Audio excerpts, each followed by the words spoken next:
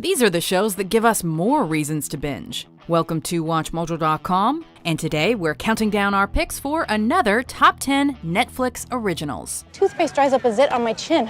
Wow, winded. Haven't done that for a while. Oh, good. Before we begin, we publish new videos every day, so be sure to subscribe for more great content. For this list, we're looking at more great shows worth binge watching right now. If your favorite show isn't on here, make sure to check out our first list of the Top 10 Netflix Originals. Wow. What's the occasion? Oh, I don't know. Just a little Saturday morning breakfast. Oh.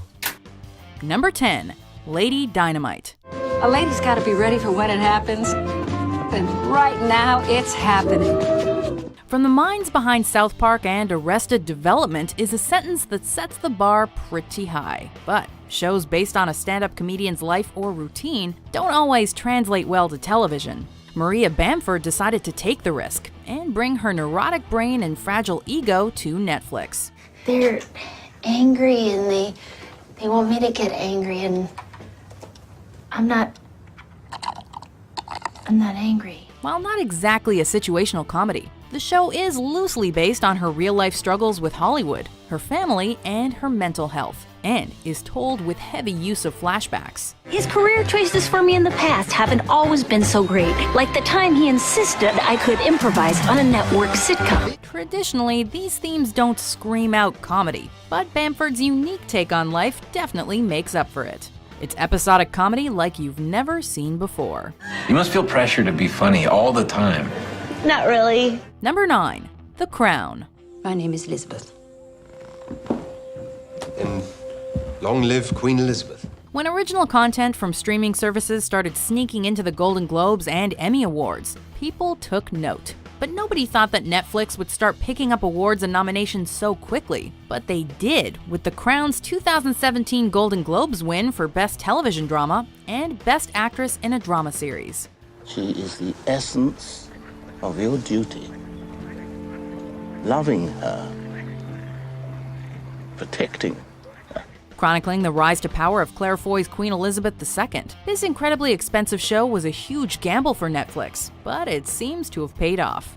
Combining the drama and pomp of Downton Abbey with real-life scandal and the world's obsession with the royals, the appeal and success of this show was inevitable. Why would I scare her? You're the queen. Only some of the time. All the time. Number 8, F is for Family. Frank, you should answer it. What if somebody got hurt? Nobody ever gets hurt except for Susan, okay? Mainstays like The Simpsons and Family Guy may continue to dominate the world of network animated sitcoms. But Netflix more than proved their worth with the 2014 hit BoJack Horseman. Look, for a lot of people, life is just one long hard kick in the urethra. They followed this up with another hidden gem, F is for Family, a hilarious look at middle-class America in the late 1970s. With the voice talents of comedian Bill Burr, Sam Rockwell, Laura Dern, and Justin Long, and inspired by Burr's own childhood, it's perfect for anybody who grew up in the mellow decade, or just appreciates good comedy. Aren't these seats great? We're so close. I can see the ash on the quarterback's cigarette. Like BoJack, F is for Family can be vulgar and all too real at times, but that's just part of its rough and ready charm. You're not paying enough attention to your family. Well, at least I'm not screaming at it. Number 7, The Get Down. Why it is, Ezekiel, that you seem to want to be nothing, but with just a little courage, you could really be something. Television is becoming more epic in scope and scale, and The Get Down proves that. Stewing in director Baz Luhrmann's mind for a decade, this trippy journey through New York City in the late 70s chronicles the fall of disco and the rise of hip-hop. It sounds like a rap. You're right into the singing part. Each episode becomes a kaleidoscopic musical tour of the Bronx, using real historical characters and events to tell the fictional story of Ezekiel, a hip-hop prodigy, and his love for Mylene, a wannabe disco singer. I feel like I got thunder and lightning inside me. You make me nervous. Anyone familiar with Luhrmann's work will immediately recognize his signature energy and passion in every single scene. All respect to the founder and his crew, but the Judas is here, and his name is you. Number 6, Jessica Jones. Option 2 rarely pans out. The Marvel Cinematic Universe had already expanded to television with Agents of S.H.I.E.L.D., but there was an untapped market on Netflix, where Marvel could create a mini-universe of misfit heroes, as unfiltered, gritty, and dark as they should be. Series like Daredevil and Luke Cage each have a unique take on superhero life, but the biggest surprise was Jessica Jones, which at the time was a pretty obscure player in the Marvel canon. Not only did you physically rape me, but you violated every cell in my body and every thought in my goddamn head. Less spandex and aliens and more commentary and sexual abuse, this brilliantly written series shocked everyone with its frank depiction of a damaged and broken individual who just happens to have superpowers and maybe a drinking problem. I hate feeling this way. I don't know how you handle it. It's called whiskey. Number 5. Black Mirror. I'm like an hour away. Don't come. I don't want you here. Premiering on Channel 4 in 2011, Black Mirror is a revolutionary look at modern society and our destructive relationship with technology. And ironically, it became an instant cult hit thanks to the internet. They filmed me. Filmed you? Through my computer camera. As they did with other cult hits like Arrested Development and Trailer Park Boys, Netflix took the opportunity to give Black Mirror new life on their platform, with some added star power in front of and behind the camera, including the likes of Bryce Dallas Howard and director Dan Trachtenberg. There's gonna be something bad in there, I can feel it. The one-off stories offer brilliant and chilling looks into an unflinching crystal ball, with bizarre and shocking endings not seen since The Twilight Zone or The Outer Limits. Gonna let them suffer another minute. No! Number 4. Making a Murderer. How you doing?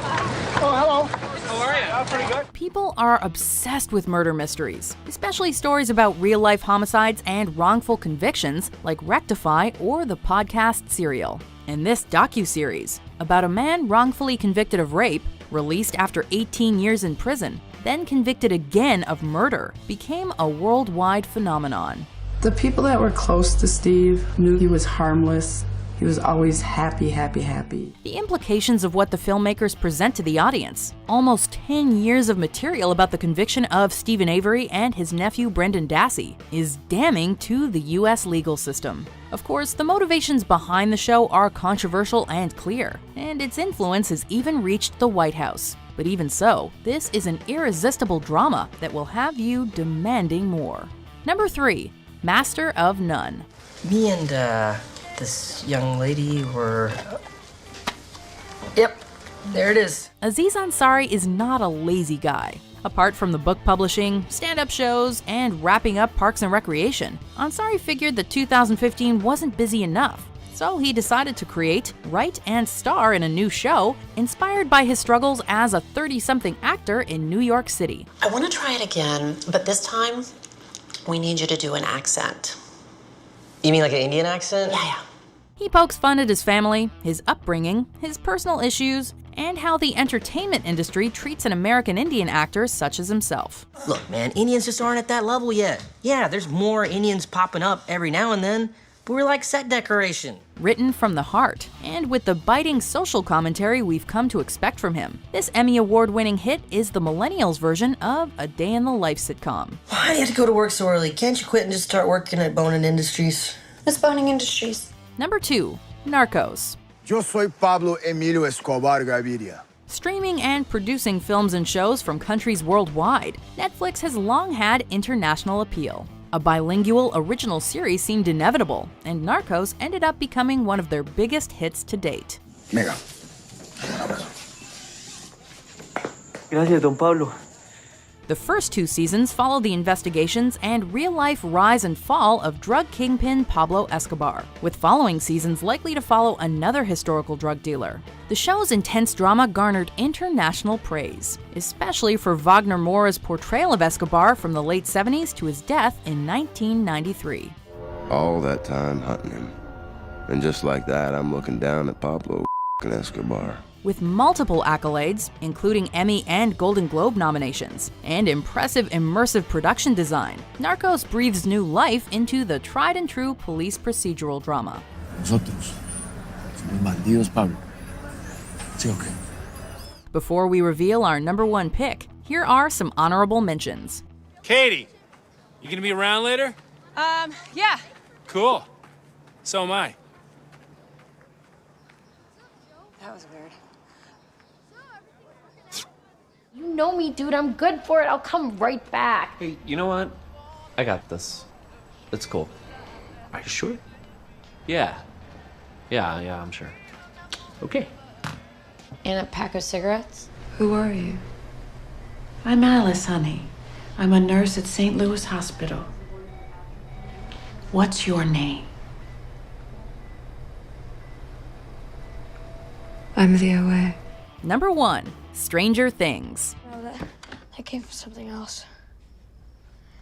The Demogorgon! We're in deep shit. Taking the world by storm, Stranger Things is the epic series we didn't know we needed. This sci-fi drama hybrid uses great storytelling and infuses it with a heavy dose of 80s nostalgia. From the fashion and music to the constant references and homages, Stranger Things is the love child of Stephen King, Steven Spielberg, John Carpenter, and Ridley Scott, and many, many other things. The trick, of course, in using so many references is to somehow create something wholly original. And the Duffer Brothers achieved that and then some. How do I find you? What should I do?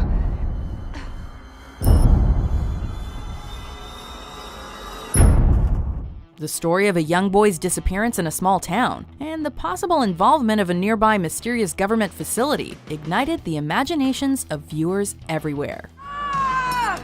She broke my arm! My arm! Go. Let's get out of here! Let's go! Go! Yeah, that's right! You better run! Do you agree with our picks? Check out these other great